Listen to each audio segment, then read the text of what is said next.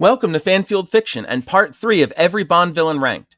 If you haven't seen the first two parts, go check those out first. I've left links in the description. Let's get to it. The first movie for a new Bond actor always has to impress, and Yaphet Kotto's role as Dr. Kananga in Mr. Big certainly delivers. Kananga is the Prime Minister of the fictional Caribbean island of San Monique, but also is the head of a massive drug empire operating out of Harlem under the name Mr. Big. San Monique has a massive poppy field, and Kananga uses it to produce large quantities of opium, which he keeps secret with camouflage nets and the voodoo threat of Baron Samedi, and this opium plays a major role in Kananga's plan. Kananga's scheme is to use his diplomatic immunity to smuggle 2 tons of heroin into the US, then to distribute it free through his Filet of Soul restaurant chain, flooding the market and forcing other drug dealers out of the business and vastly increasing the number of addicts, he conservatively estimates doubling the number, and then exploiting his new monopoly. Of course, due to the interference of James Bond, Kananga's plans are ruined at every step.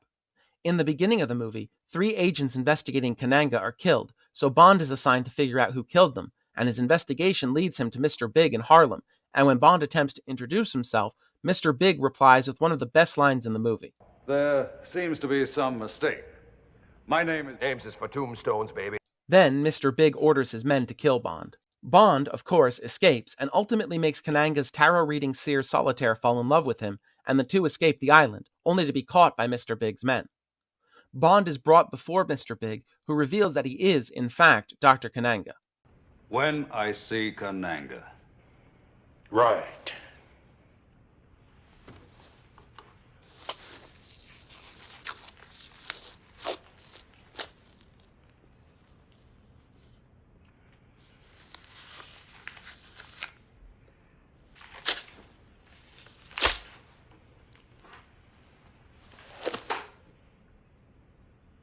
Quite revealing. Bond deduces Kananga's plan, and Kananga orders Bond brought to the farm, an alligator farm that also serves as a processing site for the opium. Bond gets away, and, after an exciting speedboat chase, heads to San Monique to rescue Solitaire, destroy the poppy fields, and kill Kananga. Kananga's death is one of the goofiest, most ridiculous, and over-the-top deaths in the franchise, and I love it. Bond sticks a compressed gas bullet into Kananga's mouth during a struggle, and he inflates like a balloon, then bursts on the ceiling.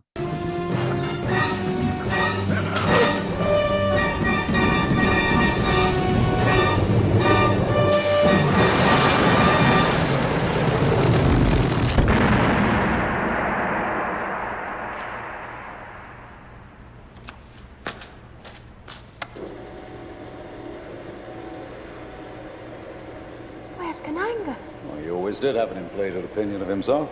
Interestingly, this may be the first and only Bond movie that suggests supernatural or magical elements. Solitaire seems to actually have some kind of precognitive abilities with her tarot cards, and we see Baron Samedi alive and well, laughing away just before the credits roll, despite Bond having killed him by throwing him into a coffin full of snakes.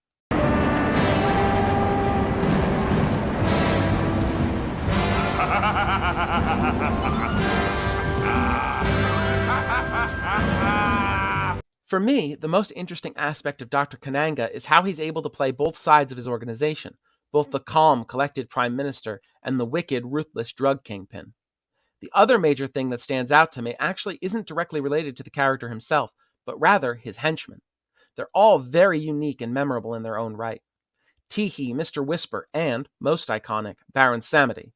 If there's enough interest, I might make a video ranking henchmen, or even a video discussing just Kananga's minions. Now we're getting into the villains that I absolutely love. These are the cream of the crop, the best the franchise has to offer.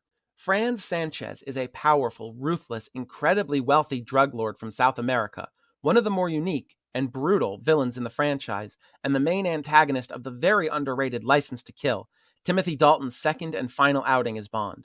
Sanchez is a famous drug baron that has been pursued by the CIA for years, including Bond's CIA contact and close friend, Felix Leiter. As Leiter and Bond are heading towards Leiter's wedding, they get news that Sanchez has been spotted locally, and the pair head off to capture him. They succeed, but Sanchez puts up a $2 million bounty on his own rescue, which is taken by the traitor DEA agent Killefer during Sanchez's transit. Sanchez has his men track down Felix and his wife on their honeymoon, and they kill Felix's wife Della and kidnap Felix before torturing Felix by dropping him into a shark tank, where the sharks chew off his legs and leave him with many lacerations. Felix survives, telling Bond that it was Sanchez behind the maiming, and Bond goes rogue, his license to kill revoked. He tracks down Milton Crest, the man that owns the shark research station where Felix was tortured, and then steals millions of dollars from Crest's yacht, the Wave Crest. Bond heads to Isthmus, the fictional country that Sanchez operates out of, with the intention to kill Sanchez. But instead, he gets tangled up in a Chinese sting operation and is found by Sanchez in the aftermath. Sanchez believes that Bond was captured by the Chinese agents for trying to help him. Sanchez brings Bond into his organization, believing him a valuable ally, and Bond uses this position to frame several of Sanchez's allies, such as making it look like Crest actually stole the money from Sanchez, and ultimately working his way to Sanchez's base of operations, where he plans to sell millions of dollars of cocaine dissolved in gasoline. Bond destroys the operation and is confronted by a gasoline-soaked Sanchez, but before Sanchez can land the killing blow with his machete, Bond asks him if he wants to know why he went after Sanchez. Sanchez hesitates, and Bond pulls out the engraved lighter that Felix and Della gave him as a wedding gift, then lights Sanchez on fire.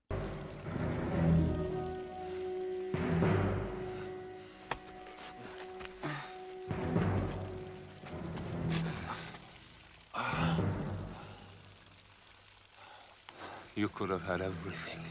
Don't you want to know why?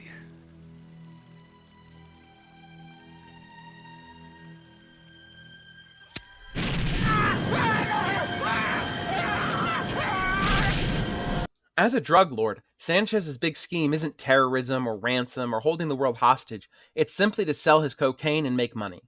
He also intends to buy Stinger missiles from the Contras to shoot down American airliners if the DEA doesn't back off. The most iconic thing about Sanchez for me is his loyalty. He makes a point many times that he values loyalty over money, and has no problem tossing around a few $1,000,000 here and there if the person earning it is loyal, which is why he spoils Bond with money in an incredibly comfortable room. Something you better understand, amigo. Loyalty is more important to me than money. This also ties into just how brutal he can be when he's betrayed, such as how he kills Crest.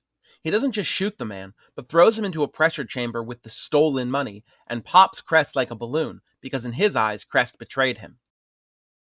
The first, the original, the standard setter, Dr. Julius No, titular main villain of the first official Bond movie, is still one of the best villains in movie history more than 60 years later. Dr. No is a genius nuclear scientist and a member of Spectre. Spectre, Special Executive for Counterintelligence, Terrorism, Revenge, Extortion.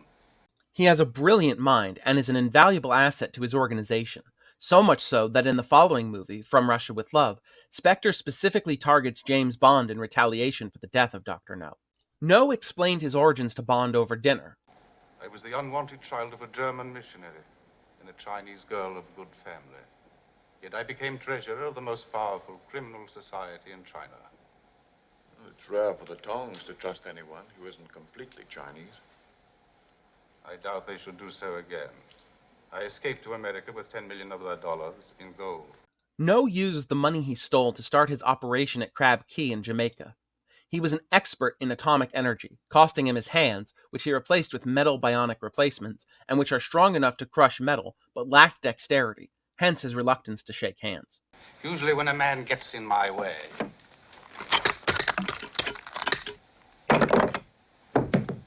No marketed his skills to both the Americans and the Soviets, but was turned down by both sides, leading him to join Spectre. No believed that the successful criminal mind had to be superior to non-criminal minds, and his belief of his own genius led him to have a superiority complex. No's plan is to use his bauxite mine in Crab Key as a hidden base while he uses a radio beam to disrupt the launch of the Project Mercury space launches at Cape Canaveral as a display of Spectre's power and influence. He offers Bond a place in Spectre, but is, of course, turned down. Bond ultimately kills No when the two fall onto a descending platform into No's nuclear reactor coolant pool, and while Bond is able to climb out, No's metal hands are unable to get a proper grip and No boils to death.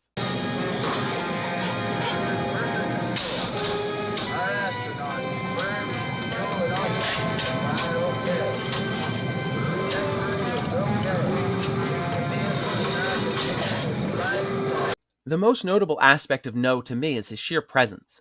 Even before the audience meets him, he can be felt throughout the movie, manipulating the pawns on his board to accomplish his goals. In fact, No has under 20 minutes of screen time in the 110-minute movie, but he's an imposing presence throughout. Man has climbed Mount Everest, gone to the bottom of the ocean.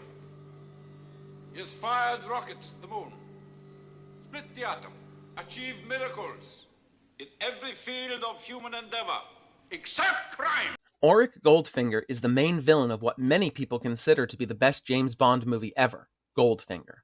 While I don't necessarily agree with that, I can't deny that Goldfinger is a brilliant villain and very memorable, hence his high place on this list. Goldfinger is a bullion dealer, jeweler, metallurgist, and, most relevant to his role in this movie, an international gold smuggler. He has a fascination and borderline obsession with gold. This is gold, Mr. Bond. All my life I've been in love with its color, its brilliance, its divine heaviness. I welcome any enterprise that will increase my stock, which is considerable. He smuggles gold by plating his car, a Rolls-Royce Phantom 3, with gold, then having his car shipped out of Britain and to Switzerland, where the car is disassembled, the gold removed and turned into ingots. Despite Goldfinger's enormous wealth and vast stocks of gold, his hunger for gold drives him further, pushing him into a plan 15 years in the making. Goldfinger's plan, Operation Grand Slam, is to use a nuclear bomb, which he calls an atomic device, that he acquires from the Chinese government to destroy and irradiate the billions of dollars worth of gold in Fort Knox, the United States' largest gold reserve, thus drastically boosting the value of his own gold. To get into Fort Knox itself, it's guarded by tens of thousands of troops. Goldfinger procures Delta-9 nerve gas, which will kill all of the troops stationed around the site, as well as kill 20,000 civilians. The gas is to be deployed by the air squad run by his personal pilot, Pussy Galore, and then, when the area is secured, use a giant industrial laser from his plant in Switzerland to cut the fortified door to Fort Knox open. Then, he'd have the atomic device placed in the vault, along with his trusted manservant Oddjob to guard it until it detonates. Bond, of course, seduces Pussy Galore, so the gas is switched out and the military alerted. Bond is taken into the vault, another mistake, and is able to defeat Oddjob and disarm the bomb at the last moment. Goldfinger escapes, and Bond is honored and set to meet with the President of the United States, but Goldfinger has killed the real pilot and taken over. He and Bond fight in the small confines of the plane, and when Goldfinger accidentally shoots the plane's window, he's sucked out to fall to his death. Goldfinger, as I mentioned earlier, is widely regarded as the greatest Bond movie ever made, and with this quality villain, it's not hard to see why. Goldfinger also has one of the most brilliant and oft-quoted exchanges in cinema history. Do you expect me to talk? No, Mr. Bond, I expect you to die. Goldfinger's actor, the fantastic Gert Fruba, had a rather interesting history as well. He was born in Germany and actually joined the Nazi Party in his youth, but became disillusioned in 1937 before the outbreak of World War II. When his membership in the Nazi Party became widely known, Israel banned his films until a Jewish Holocaust survivor revealed 8 weeks later that his life and his mother's life were saved by Fruba hiding them from the Nazis. While Gert Fruba did play the role of Goldfinger, his English was broken at best, and his thick German accent was determined to be too difficult for English audiences to understand, so his lines were dubbed over by Michael Collins. Easily the most iconic thing about Goldfinger is his love of gold. His car is gold, even his revolver is gold-plated. This obsession with gold has been parodied, most notably in the third Austin Powers movie, Goldmember, where the titular villain is obsessed with gold. Ready to save the world again? After you, 006. James? For England. For England, Alec. The first villain of my favorite Bond's four-film tenure, Alec Trevelyan, played masterfully by Sean Bean, is the main antagonist of GoldenEye. A former MI6 agent under the codename 006, he has all the training, the skill, the cunning that Bond has, making him an exceptional foe. He knows all of Bond's tricks, he knows the weapons, the gadgets, the tactics. Alec was Bond's friend, and in many ways the two were like brothers, which is why Bond was hurt so much when Trevelyan turned, though Trevelyan does say, Oh, by the way, I did think of asking you to join my little scheme, but somehow I knew 007's loyalty was always to the mission, never to his friend. Trevelyan's plan was so elaborate that it started 19 years before the core events of the movie. While on a mission with Bond in the Soviet Union at a chemical weapons facility, Trevelyan faked his death by having it look like Colonel Arumov shot him in the head. Bond believed 006 dead. 5, 4, 3, 2... For England, James! 2 decades later, Trevelyan has established himself as the leader of the shadowy Yanis Syndicate and is ready to enact his scheme, hijacking a secret Soviet space weapon, the GoldenEye, which can fire a beam anywhere on Earth and release a massive electromagnetic pulse. Next, Trevelyan intended to hack into the Bank of England, transfer billions of dollars to other organizations, and then fire the GoldenEye at London to both wipe out the records of his transaction and to wipe out all electronic devices in England, both concealing the theft and utterly destroying Britain's economy. Why would Trevelyan do this? Simple. His parents were Lienz Cossacks, a group of Russian soldiers that defected and fought for the Nazis during World War II. At the end of the war, they surrendered to Britain, intending to join the fight against Russian communism, but the British turned them over to Stalin, who had them all shot. Trevelyan's parents survived, and, unable to let himself and his wife live with the shame of it, Trevelyan's father killed his mother and then himself. MI6 believed that Alec was too young to remember, and they drafted him into the 00 program, but Alec never forgot and never forgave the country that betrayed his family and sought revenge. Trevelyan set up a base in a hidden satellite facility in Cuba, worked with the Rumov to steal the GoldenEye keys, and got very close to victory, only thwarted by Bond and the Russian computer programmer Natalia, who was able to reprogram the GoldenEye satellite to fly into the atmosphere and burn up. Trevelyan fought Bond on the radar dish and fell, but before he could plummet to his death, Bond caught him by the ankle and gave him one final callback before dropping him.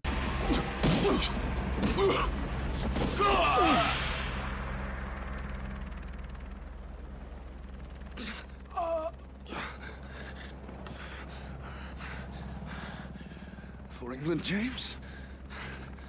No. For me. Trevelyan, surprisingly, survived his fall, but did not survive the entire satellite array falling on top of him.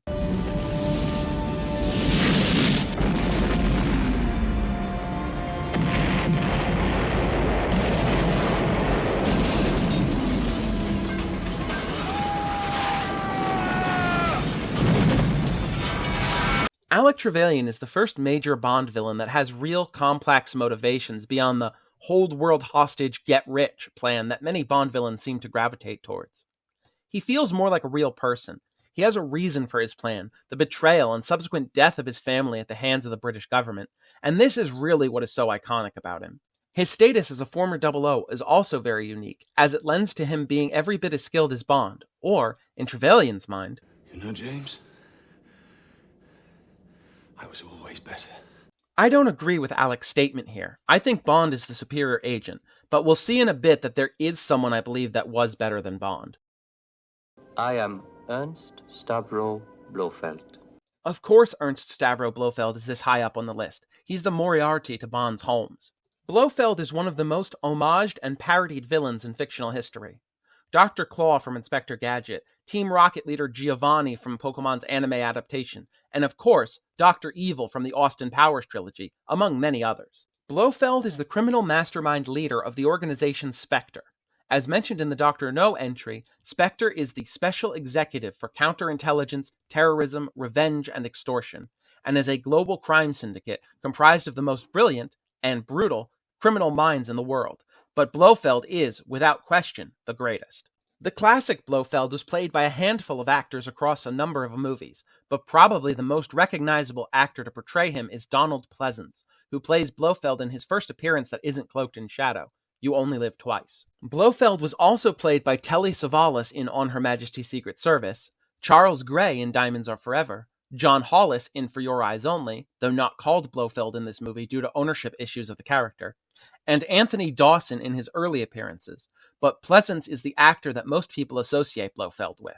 Blofeld is, across all of his classic appearances and actors, however, a brilliant tactician, genuinely a genius, and an almost unassailable criminal mastermind.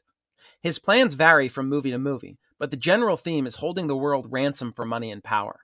I'll quickly go through each plan that hasn't been covered in earlier entries. In You Only Live Twice, Blofeld intends to capture American and Soviet spacecraft to frame each country so that the two powers initiate a nuclear war and remove them both from the playing field. In On Her Majesty's Secret Service, the plan is to contaminate and sterilize the world's food supply through biological warfare, using his Angels of Death, young women that he brainwashes in Switzerland.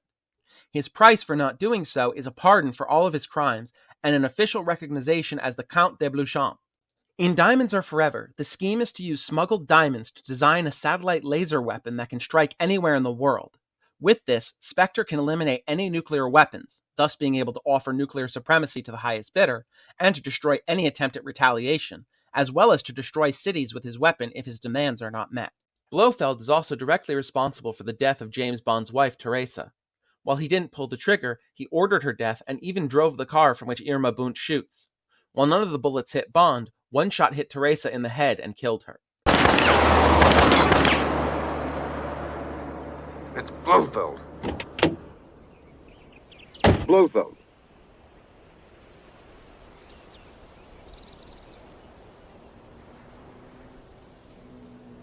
While before, Bond's rivalry with Blofeld was purely professional, now it became personal, which leads into Diamonds Are Forever and how furiously Bond is pursuing Blofeld. A lot of people have an issue with Charles Gray's performance of Blofeld in Diamonds Are Forever, especially the notorious scene where Blofeld dresses up as a woman to slip away. I actually like Gray's performance, and I don't have a problem with that scene. I believe that a criminal mastermind like Blofeld would resort to any methods, no matter how superficially silly, to achieve his goals. And for the most part, Gray's performance does capture the fierce cunning of Blofeld, if not the sheer sinister menace that Pleasance has. Everything about Blofeld is iconic. He's the inspiration for dozens of parodies and homages. He is the Bond villain, the big bad mastermind in the shadows. So who could possibly top Ernst Stavro Blofeld? Well, that would be... To us, Mr. Bond, we are the best. Francisco Scaramanga, the titular Man with the Golden Gun, is, in my opinion, the greatest Bond villain ever put to screen. Played beyond perfectly by the legendary Sir Christopher Lee, Scaramanga oozes charm, charisma, style, and a deep malevolence. Scaramanga was a British national born in a traveling circus. His father was Cuban and the ringmaster, and his mother was the snake charmer. Scaramanga has a preternatural affinity for guns, and by age 10 he was part of the circus as a pistol trickshot artist. This skill was really put to the test when an abusive animal trainer in the circus abused an elephant that Scaramanga cared about. When I was a boy, I was brought up in a circus. My only real friend was a magnificent African bull elephant. One day his handler mistreated him and he went berserk, bleeding, dying. He came and found me. Stood on one leg, his best trick, picked me up and put me on his back. The man emptied the gun into his eye. I emptied my stage pistol into his. This incident was the catalyst for Scaramanga discovering not only his true talent for murder, but his enjoyment of it. You see, Mr. Bond, I always thought I liked animals. And I discovered that I like killing people even more. By age 15, Scaramanga had left the circus and worked as a gunman for the gangs in Rio de Janeiro, which is where he was recruited by the KGB and given further training, utilized as an overworked, underpaid assassin. He eventually quit the KGB and became an independent hitman for hire with a price tag of $1 million per contract, almost $6 million adjusted for inflation.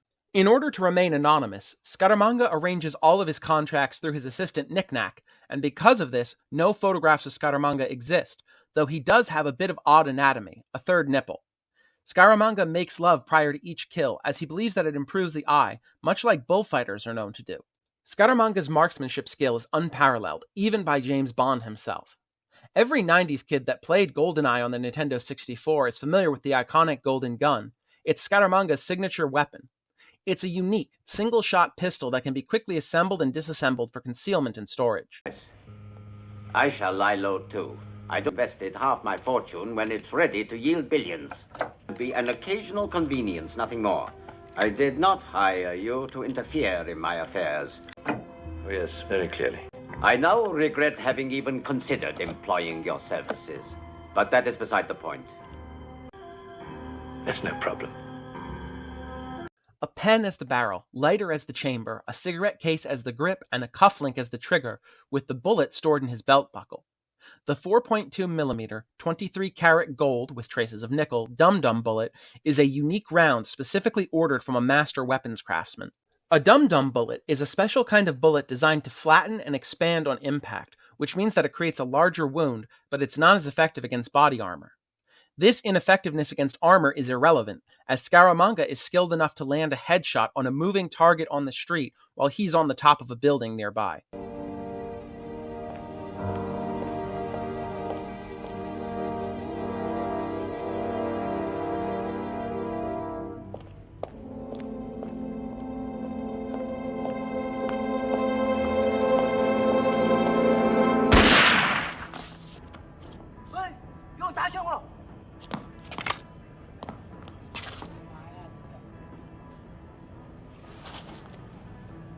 Scaramanga frequently wears a classy white suit and a ring with a large stone on his little fingers of each hand. He's well known for wearing gold jewelry, which also aided him in concealing his weapon. He can literally wear his trigger on his cuff until he needed to assemble the weapon. Scaramanga had two main plans, though the latter plan was more of a dream that he managed to achieve rather than any elaborate scheme. His first plan was to kill the creator of the Solex Agitator, a specialized device for capturing sunlight for energy, which was much more efficient than anything at the time, and could theoretically end the energy crisis. With the Solex in hand, Scaramanga intended to corner the energy market with solar energy, or to hold the oil industry for ransom. His second plan was to duel James Bond. Scaramanga fancied himself and Bond the greatest assassins in the world, and believed that his defeat of Bond would be his masterpiece. See, Mr. Bond, like every great artist, I want to create an indisputable masterpiece once in my lifetime. The death of 007, mano a mano, face to face, will be mine. To that end, he offered Bond a fair duel, his golden gun against Bond's Walther PPK. When Bond raised a question of fairness in having 6 bullets to Scaramanga's 1, Scaramanga replied simply, I only need 1. After a moment of consideration, Bond agreed, delighting Scaramanga. The two met on the beach of Scaramanga's island, back to back like pistol duelists of old, and Knick-Knack counted off 20 paces. When Bond turned, he discovered that Scaramanga was gone. The two played a game of cat and mouse through Scaramanga's funhouse, and Bond, knowing he was at a disadvantage, took the place of Scaramanga's wax figure of him. Scaramanga realized the deception a moment too late and turned, only for Bond to shoot him in the chest, leaving Scaramanga with a confused and surprised expression as he collapsed.